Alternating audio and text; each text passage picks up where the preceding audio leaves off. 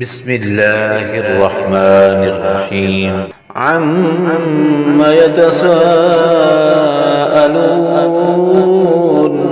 عن النبأ العظيم الذي هم فيه مختلفون كلا سيعلمون ثم كلا سيعلمون ألم نجعل الأرض بهادا والجبال أوتادا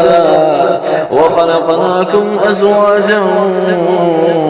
وجعلنا نومكم سباتا وجعلنا الليل لباسا وجعلنا النهار معاشا وبنينا فوقكم سبعا شدادا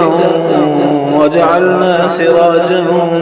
وهاجا وأنزلنا من المعصرات ماء ثجاجا لنخرج به حبا ونباتا وجنات ألفافا إن يوم الفصل كان ميقاتا يوم ينفخ في الصور فتأتون أفواجا وفتحت السماء فكانت أبوابا وسيرت الجبال فكانت سرابا إن جهنم كانت مرصادا للطاغين مآبا لابثين فيها أحقابا لا يذوقون فيها بردا ولا شرابا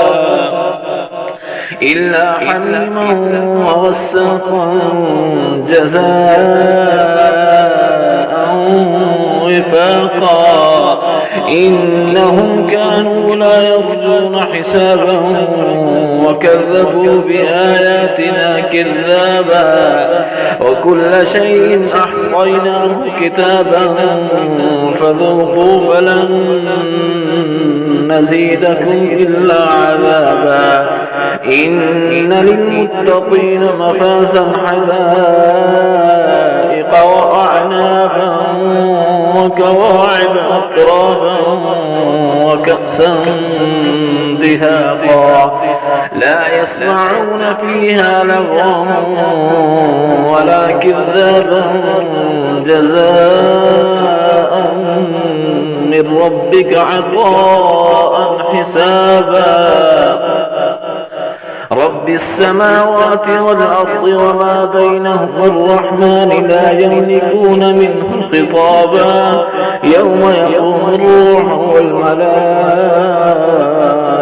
صفا لا يتكلمون إلا من أذن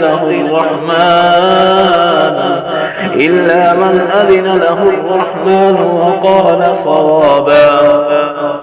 ذلك اليوم الحق فمن شاء اتخذ إلى ربه مآبا إنا أنذرناكم عذابا قريبا يوم ينظر المرء ما قدمت يداه ويقول الكافر يا ليتني كنت ترابا.